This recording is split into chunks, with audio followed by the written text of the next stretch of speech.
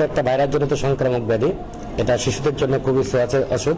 প্রথমে হালকা জ্বর, সর্দি, কাশি, পরবর্তীতে মুখমণ্ডল থেকে সারা শরীরে লাল ম্যাকুলোপ্যাপুলার র্যাশ ডেভেলপ করে যায়। আমরা শিশু হাসপাতালে প্রতিদিনই কম বেশি আউটডোরে কিছু পেশেন্ট পাচ্ছি। গত সপ্তাহে আমাদের 2টা পেশেন্ট হাসপাতালে ভর্তি ছিল কেবিনে, তবে ছুটি হয়ে গেছে।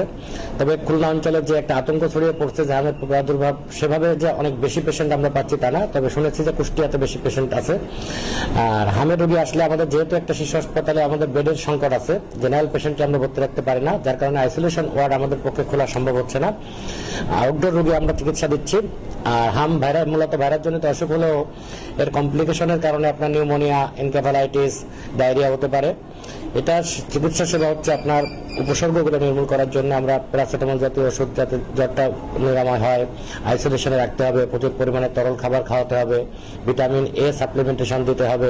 পাশাপাশি এটা প্রতিরোধ করতে গেলে আমাদের ভ্যাকসিনেশনের কোনো বিকল্প নাই। সকল শিশুকে ইপিআই শিডিউল অনুযায়ী 9 মাস এবং 15 মাসে আমের ভ্যাকসিন দিতে হবে। তো আমি যেটা জানতে পারছি, খুলনা মেডিকেল কলেজে 8টা বেডের মাধ্যমে একটা আইসোলেশন ওয়ার্ড তৈরি করা হয়েছে, কিন্তু খুলনা শিশু হাসপাতালে আমাদের জেনারেল পেশেন্টেরই অনেক চাপ, যার কারণে অনেক পেশেন্টকে আমরা বেডের ক্রাইসিসের কারণে রাখতে পারি না।